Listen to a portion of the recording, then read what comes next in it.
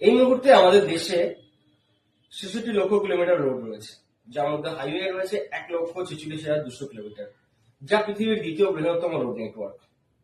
আর যে রোডে প্রত্যেক বছর প্রায় গড়ে ৪,৮০,০০০-এর কাছাকাছি অ্যাক্সিডেন্ট হয়। শুধুমাত্র গত বছর মানে ২০২৪ সালের ডেটা যদি আমরা ধরি, প্রায় ১,৭০,০০০ মানুষকে আমরা হারিয়েছিলাম এই রোড অ্যাক্সিডেন্টে। এবার এই রোড অ্যাক্সিডেন্টের সংখ্যা কম করতে এবং দুর্ঘটনাগ্রস্ত পরিবারের পাশে দাঁড়াতে একাধিক পরিবর্তন আনতে চলেছে কেন্দ্রীয় পরিবহন মন্ত্রকের তরফ। এই মুহূর্তে প্রশিক্ষিত ড্রাইভারের ঘাটতি রয়েছে প্রায় ২২ লাখ।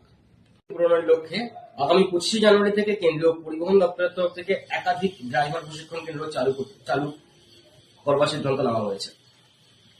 এছাড়াও নতুন গাড়িতে থাকছে V2V technology. V2V technology, vehicle to vehicle communication system.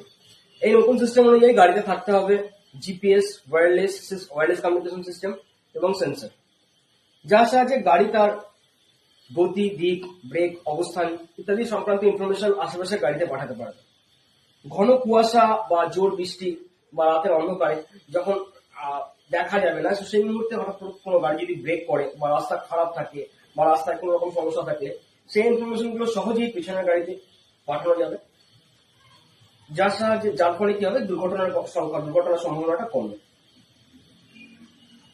এছাড়াও আসতে চলেছে ADAS system, advance driver assisting system. এই সিস্টেমে রয়েছে অটোমেটিক ইমার্জেন্সি ব্রেক, এছাড়া রয়েছে সেন্সর। গাড়ি যদি হঠাৎ করে অন্য কোনো লেনে ঢুকে যায় বা গাড়ির যে ব্লাইন্ড স্পট সেই সংক্রান্ত ওয়ার্নিং ড্রাইভারকে জানানো হবে, বা ড্রাইভার যদি কখনো ক্লান্তি বোধ করে বা ড্রাইভারের ঘুম পায় বা তখন ড্রাইভারকে সেই বিষয়ে ওয়ার্নিং জানাতে পারবে এই অ্যাডভান্স ড্রাইভার অ্যাসিস্ট্যান্ট সিস্টেম।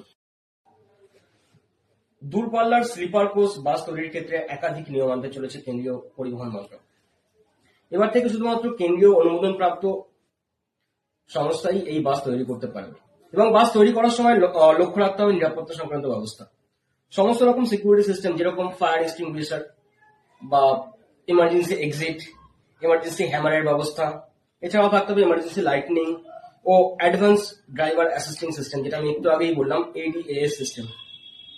এছাড়াও আরো বেশ কিছু পরিবর্তন আনতে চলেছে, যেরকম প্রতিটি গাড়িতে বাধ্যতামূলকভাবে 6টি ইয়ার ব্যাগ থাকতে হবে, ব্যারিয়ার ফ্রি টোলিং বা ANPR সিস্টেম, মানে automatic number plate registration camera, বা আরো একাধিক প্রায় 61টি নতুন সংশোধনী নিয়ে আসতে চলেছে কেন্দ্রীয় পরিবহন সংক্রান্ত নতুন বিল। এবার থেকে রোড অ্যাক্সিডেন্টে আহত মানুষদের সম্পূর্ণ বিনামূল্যে চিকিৎসা দেবে কেন্দ্রীয় সরকার। নতুন এই বিল অনুযায়ী সর্বোচ্চ 7 দিনের হসপিটাল খরচ এবং সব থেকে বেশি 1.5 লক্ষ টাকা পর্যন্ত খরচ বহন করবে কেন্দ্রীয় সরকারের তরফ থেকে। এছাড়াও পথ দুর্ঘটনায় মৃত্যু হলে তার পরিবারকে এককালীন 2 লক্ষ টাকা ক্ষতিপূরণ দেওয়া হবে সরকারের তরফ থেকে। 2024 সালে এই ধরনের সুবিধা চালু করা হয়েছিল পাঞ্জাবের চণ্ডীগড়ে।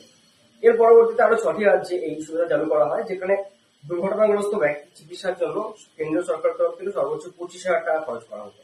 কিন্তু নতুন বিল অনুযায়ী পুরো দেশে এই সুবিধা চালু করা হচ্ছে এবং আগামী বৃহস্পতিবার কেন্দ্রীয় পরিবহন মন্ত্রী নীতিন গাডকারি এই বিল নিয়ে সমস্ত রাজ্য এবং কেন্দ্রশাসিত অঞ্চলের পরিবহন মন্ত্রীদের সঙ্গে কথা বলবে এবং আশা করা হচ্ছে এই বছরেই 2026-এই এই বিলের সমস্ত নিয়মকানুন কার্যকর করা হবে।